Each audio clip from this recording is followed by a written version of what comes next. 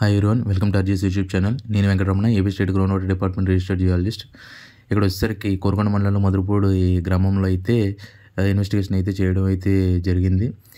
Investigation అనంతరం ఒక point అయితే సెలెక్ట్ చేయడం అయితే జరిగింది. ఈ పాయింట్లో మనకి రోటరీ రిగ్ డ్రిల్లింగ్ అయితే రికమెండేషన్ అయితే ఇవ్వడం అయితే జరిగింది.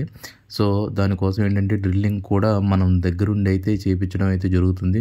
సో ఆ డ్రిల్లింగ్కి సంబంధించిన ఎక్విప్మెంట్స్ అలాగే మిషనరీ అయితే ఫీల్డ్కి రావడం అయితే జరిగింది. ఇక్కడ ఏంటంటే వీళ్ళు ఈ మిషనరీని సెట్ చేస్తున్నారు. ఈ మిషనరీ చాలా జాగ్రత్తగా హ్యాండిల్ చేయాల్సి వస్తుంది. ఎందుకనంటే ఇది మామూలుగా లారీ రిగ్ లాగా మనం చెప్పిన పాయింట్లో అక్కడికి వెళ్ళి కొట్టేయడం, వెంటనే డ్రిల్ చేసేసి మనకి వాటర్ వచ్చేసేలా ఉండదు. ఇక్కడ ఫస్ట్ ఏంటంటే ఇది రోటరీ డ్రిల్ అంటాము. ఈ రోటరీ డ్రిల్ ఏంటంటే డెప్త్ను బట్టి డేస్ అనేది టైం తీసుకుంటుంది. సో ఇక్కడ మనం రికమెండేషన్ ఎంత ఇచ్చాము అంటే 450 అడుగులు ఇచ్చాము. ఈ 450 అడుగులకి దగ్గరగా 4 to 5 days 1 week అయితే దగ్గర పట్టడం అయితే జరుగుతుంది.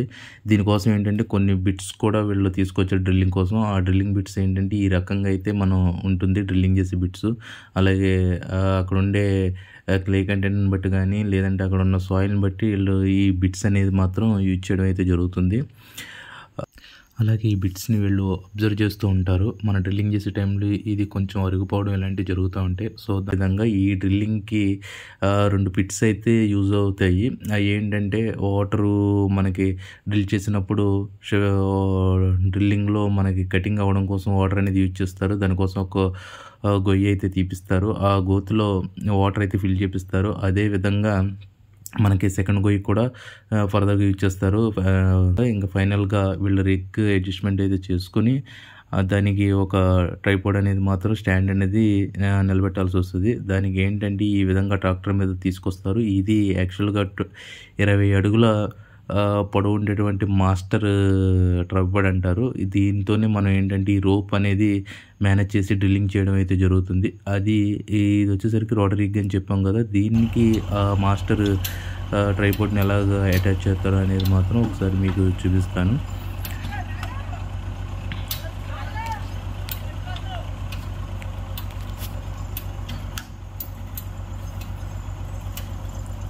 ఇది చాలా జాగ్రత్తగా హ్యాండిల్ అయితే చేయాలండి. ఎందుకంటే ఇది ఏమాత్రం మిస్టేక్ చేసినా చాలా రిస్క్తో కూడుకున్న పని కాబట్టి వాళ్ళకి ఉన్న ఎక్స్పీరియన్స్ని బట్టి చాలా జాగ్రత్తగా చాలా ఈజీగా కూడా స్టాండ్ చేయడం అయితే జరిగింది. దాన్ని కరెక్ట్గా వాళ్ళు ఎంతవరకు ఫిట్ చేసుకోవాలో మనం ఏదైతే పాయింట్ రికమెండేషన్ ఇచ్చామో అక్కడ కరెక్ట్గా ఒక 1 inch కూడా అటు ఇటు పోకుండా యాక్యురేట్గా అదే లొకేషన్లో అయితే వీళ్ళు స్టాండ్ చేయడం అయితే జరిగింది. తర్వాత వాళ్ళు డ్రిల్లింగ్ రాడ్లను కూడా పైకి లిఫ్ట్ చేయడం అయితే ఇక్కడ మనం చూడొచ్చు. దీని మెయిన్ డ్రిల్లింగ్ బార్ అండి ఇది. దీనికి మళ్ళీ మన డ్రిల్లింగ్ బిట్ అనేది కూడా యాడ్ చేస్తారు. అది మీకు చూపిస్తాను.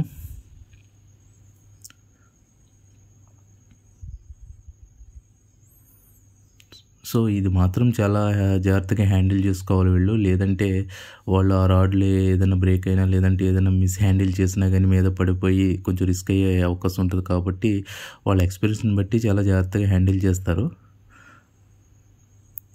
సో అదండి రాడ్ అయితేనే. ఇప్పుడు ఫైనల్గా ఏంటంటే ఫిట్ చేసేసారు. దానికి వచ్చేసరికి కింద డ్రిల్ బిట్ కూడా ఫిట్ చేసేసాడు మనోడు వచ్చేసరికి. అలాగే అక్కడ ఉన్న పెద్ద అయిన స్టార్ట్ చేయడం కోసం కొబ్బరికాయ అయితే కొట్టడం అయితే జరిగింది. కొట్టి అక్కడ డ్రిల్ ఆపరేటర్ ఆయన రిగ్ ఓనర్ కూడా ఈ డ్రిల్లింగ్ చేస్తున్న టైంలో అన్నీ జాగ్రత్తగా అబ్జర్వ్ చేసుకుంటే డ్రిల్ చేయాలండి. సో డ్రిల్లింగ్ ఇంకా స్టార్ట్ అయ్యింది. ఇట్లా డ్రిల్ చేసుకుంటూ మనం ఏదైతే డెప్త్ ఇచ్చామో ఆ డెప్త్ వరకు కూడా డ్రిల్లింగ్ చేస్తారు. యాక్చువల్గా ఇది ఏంటంటే బోర్వెల్లే, బట్ ఇక్కడ ఉన్న సాయిల్ కండిషన్ బట్టి ఇక్కడ ఫార్మేషన్ బట్టి రోటరీ డ్రిల్లింగ్ అయితే చేయాల్సి ఉంటుంది. ఈ రోటరీ డ్రిల్లో అలా డ్రిల్ చేసుకుంటూ వెళ్తూ ఉంటారు. అయితే ఈ డ్రిల్లింగ్ ఈ విధంగా అయితే ప్రాసెస్ నడుస్తూ ఉంటుంది. అది ఏంటి అంటే ఒక రోప్ సాయంతో అలా డ్రిల్లింగ్ అలాగే రాడ్ డ్రిల్ చేసుకుంటూ భూమి లోపలికి పంపిస్తూ ఉంటారు. సో ఈ రోటరీ డ్రిల్లింగ్ ప్రాసెస్ అనేది అయితే అలా డ్రిల్ చేస్తూ ఉంటారు. ఈ విధంగా వాటర్ అది పంపించి సాయిల్ కటింగ్ అది కూడా చేస్తూ ఉంటారు. నెక్స్ట్ ఏంటంటే ఒక డ్రిల్లింగ్ అయిన తర్వాత ఏదైతే 20 అడుగుల రాడ్ బార్ ఉందో అది 20 అడుగులు డ్రిల్ చేసేసిన తర్వాత రాడ్ మార్చాల్సి వస్తుంది. రాడ్ ఈ విధంగా చేంజ్ చేస్తారు. అది ఇప్పుడు ఒకసారి మీరు గమనించగలరు. అది ఏంటి అంటే ఒక 2 wrenches పెట్టి కింద రాడ్ని హోల్డ్ చేసి అలాగే పై రాడ్ని కూడా రిమూవ్ చేసి తర్వాత ఆ రాడ్కి ఏదైతే మనం రిమూవ్ చేసిన రాడ్కి మళ్ళీ కొత్త రాడ్ అనేది కూడా అటాచ్ చేస్తారు. ఈ డ్రిల్లింగ్ బిట్తో పాటు ఈ రాడ్ మెజర్మెంట్ 20 నుంచి అంటే 15 నుంచి 20 feet వరకు కూడా ఉంటాయి. సో అక్కడ ఉన్న సాయిల్ కండిషన్ బట్టి ఆ రాడ్స్ని యూజ్ చేస్తూ ఉంటారు. సో ఈ విధంగా అయితే వేరే రాడ్ని తీసుకుంటారు. ఈ రాడ్ దానికి ఏదైతే మన అక్కడ డ్రిల్లింగ్ జరుగుతుందో, యాక్చువల్గా ఇది నేను మిడిల్లో తీశాను. ఇది దగ్గరగా 100 feet డెప్త్ వరకు కూడా డ్రిల్ చేసేసారు. అప్పుడు ఇది చేంజ్ చేస్తున్నారు. అంటే యాక్చువల్గా ప్రతి 20 అడుగులకి ఏదైతే రాడ్ అయిపోయిందో అది ఇలా చేంజ్ చేస్తూ ఉంటారు. ఈ చేంజ్ చేసింది ఏంటంటే ఈ విధంగా అటాచ్ చేస్తారు. అటాచ్ చేసి దాన్ని టైట్ ఫిట్ చేసుకుంటారు. మళ్ళీ దాన్ని టైట్ ఫిట్, ఎందుకంటే అవి కొంచెం లూజ్ ఉన్న ఏదైనా జారిపోయినా మొత్తం రాడ్లు అనేవి కూడా కింద ఉండిపోతాయి కాబట్టి దాన్ని టైట్ ఫిట్ చేసి జారకుండా ఉండేటట్టు అంతా కూడా ఫిట్ చేసుకుని ఇప్పుడు డ్రిల్లింగ్ చేస్తున్న రాడ్కి కొత్త రాడ్ అనేది అటాచ్ చేశారు. మళ్ళీ ఆ కొత్త రాడ్ని ఏం చేస్తారంటే కింద వరకు అంటే మళ్ళీ ఏదైతే గ్యాప్ ఉందో 20 feet లేదా 15 feet వరకు కూడా కిందకి పంపించేస్తారు. కిందకు పంపించేసి ఈ విధంగా కిందకు పంపించేసి ఇప్పుడు మెయిన్ రాడ్ ఏదైతే ఉందో డ్రిల్ చేస్తున్న రాడ్ ఆ రాడ్కి అటాచ్ చేస్తారు. మళ్ళీ ఆ రాడ్కి ఇది రిమూవ్ చేసేసి, ఎందుకంటే ఇది ఇక్కడ 2 wire ropes ఉంటాయి. ఆ వైర్ రోప్ ఒకటి వచ్చేసరికి ఈ రాడ్ని ఫిట్ చేయడానికి ఈ రోప్ అనేది యూజ్ చేస్తారు. అలాగే ఈ మెయిన్ డ్రిల్ బిట్ రాడ్ ఉంది కదా, ఆ రాడ్ని ఈ కింద మనం డ్రిల్ చేస్తున్న రాడ్కి ఫిట్ చేస్తారు. ఈ విధంగా అయితే ఫిట్ చేస్తారు. ఫిట్ చేసి బాగా టైట్ అయ్యే వరకు కూడా దాన్ని టైట్ చేస్తారు. టైట్ చేసిన తర్వాత ఈ రెంచెస్ ఏవైతే ఉన్నాయో అవి రిమూవ్ చేసేసి మళ్ళీ డ్రిల్లింగ్ అనేది స్టార్ట్ అవుతుంది.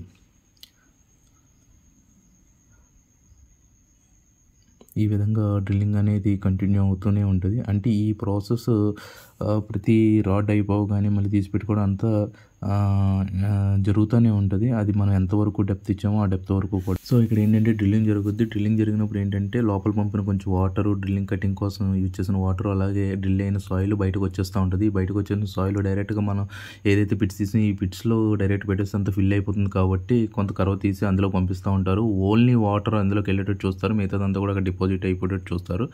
అదే మళ్ళీ అది రీయూజ్కి యూజ్ చేస్తారు. ఆ వాటర్ని ఏంటంటే ఈ డ్రిల్లింగ్ కటింగ్కి రీయూజ్ అనేది చేస్తారు. ఈ విధంగా డ్రిల్లింగ్ జరుగుతూనే ఉంటుంది. మళ్ళీ రాడ్స్ కంప్లీట్ అయిపోతుంది. అంటే 20 feet రాడ్ అయిపోగానే మళ్ళీ దాన్ని పైకి తీసి మళ్ళీ రాడ్ ఫిట్ చేసి ఇందాక ఏదైతే చెప్పానో అదే విధంగా ఫిట్ చేయడం, మళ్ళీ డ్రిల్ చేయడం, ఇదే ప్రాసెస్ నడుస్తుంది. ఎక్కడ వరకు నడుస్తుంది అంటే యాజ్ ఏ మనం ఏదైతే డెప్త్ మనం చెప్పామో అక్కడ వరకు కూడా వీళ్ళు డ్రిల్ చేయడం అయితే జరుగుతుంది. సో ఇక్కడే మెయిన్ ఏంటంటే సాయిల్ శాంపుల్ ఒకటి తీయాల్సి వస్తుంది. సాయిల్ శాంపుల్ ఏ విధంగా తీస్తారంటే ఈ విధంగా సాయిల్ శాంపుల్ అనేది కలెక్ట్ చేస్తారు డెప్త్ని బట్టి. అంటే సపోజ్ అక్కడ వాళ్ళకి తెలుస్తుంది డ్రిల్ అయినప్పుడు, రోటరీ రిగ్తో డ్రిల్ అయినప్పుడు కొంత సాయిల్ వస్తుంది. సాయిల్ అంటే లేయర్స్ వస్తాయి, ఇసుక లేయర్స్ కానీ లేదంటే మడ్ లేయర్స్ కానీ ఇలా వచ్చినప్పుడు దాన్ని ఐడెంటిఫై చేయడం కోసం ఏంటంటే 20 అడుగులకు కానీ 10 అడుగులకు కానీ సాయిల్ శాంప్లింగ్ తీస్తారు. ఈ శాంప్లింగ్ ఈ విధంగా ఫిల్టరేషన్ చేస్తారు. ఫస్ట్ అక్కడ ఉన్న సాయిల్ కలెక్ట్ చేస్తారు. ఇక్కడ సపోజ్ ఇక్కడ 140 డెప్త్ డ్రిల్ అయింది. 140 డెప్త్లో సాయిల్ అనేది శాంపుల్ తీస్తున్నారు. ఈ శాంపుల్ని అక్కడ కలెక్ట్ చేసి ఈ విధంగా ప్యూరిఫై చేసి ఈ శాంపుల్ మొత్తాన్ని ఒక చోట అయితే ఉంచడం అయితే జరుగుతుంది.